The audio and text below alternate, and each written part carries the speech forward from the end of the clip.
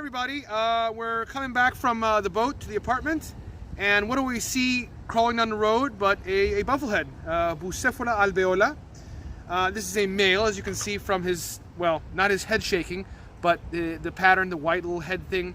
He's definitely not raising his tuft because he's not having a good time. Notice the blue/green coloration. That is not in ducks and this kind of, in this line of birds, you often have structural pigments, or structural color, not pigments. The camera's not picking it up so good, but if you could see him, he's yeah, looks a little bit like ballpoint penning. So we're holding his wings. Okay, you'll be fine.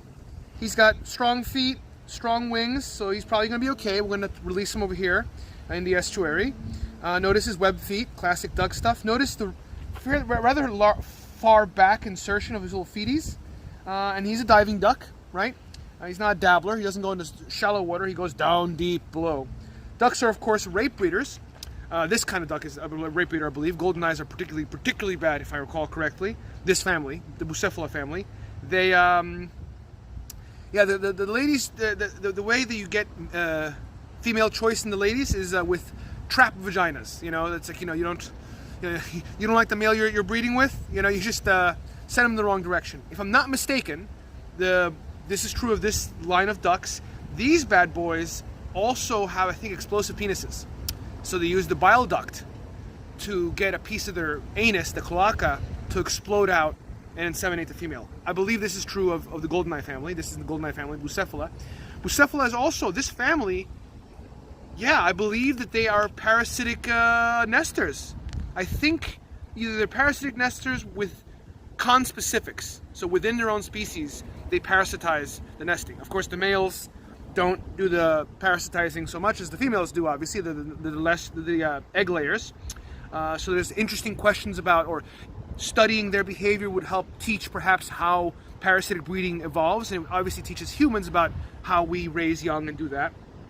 Another interesting thing about this duck, you can see is very beautiful, and if you saw the females, you'd see they're far less beautiful, far less color, and that aligns well with the understanding of sexual selection that often, or almost exclusively, or always, species of animals where the male contributes little parenting help, you have a lot of color and beauty or testosterone or handicaps in the Zahavi principle way, hypotheses from the 70s based on older hypotheses.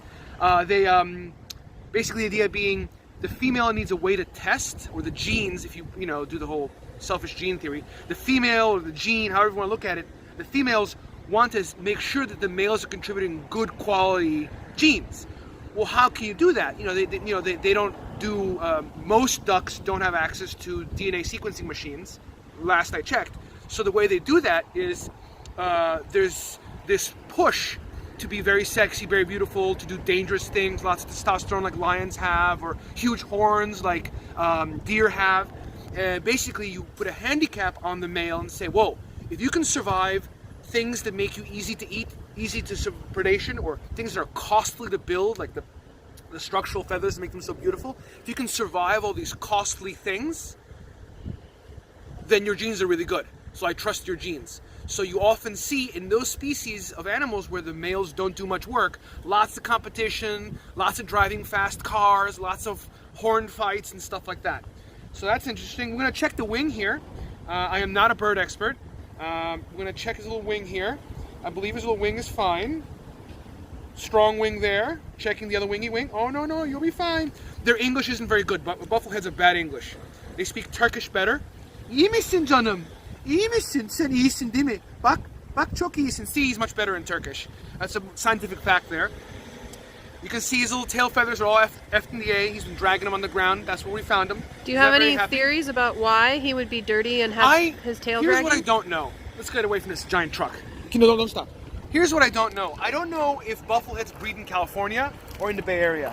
You always see them here in winter, and in early spring, February, you see them all in their all sexy colors and they're ready to go away. But I don't know if they breed here. So why he's here, I don't know. Maybe he's ill. Maybe he's obviously a full adult male. He didn't look like he could fly when he was in the road. He looks like he can't fly, but his wings don't look broken or anything. Nope. He's dirty as shit. I mean, he's been in some trouble. Maybe he was attacked by a predator and he just barely escaped, but he's all, you know, gobbled. So what we're gonna do is we're not gonna cook him. Oh, don't ever cook him. No, he's so cute.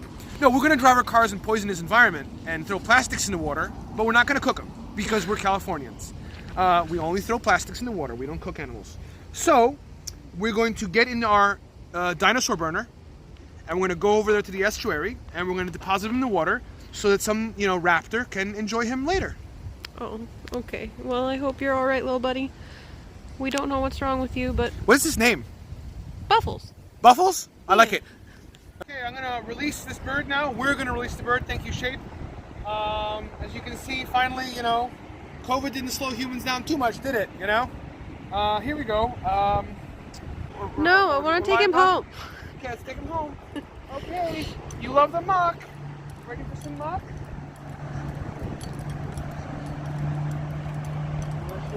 Super weak.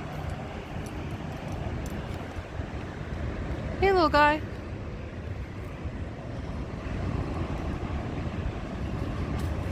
Hey, little guy. Here we go.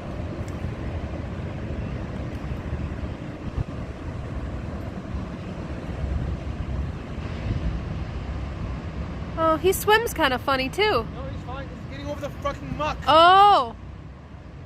Thanks to nitrogen. Oh. Look, his little puff is up. He's happier. Yay. There he goes.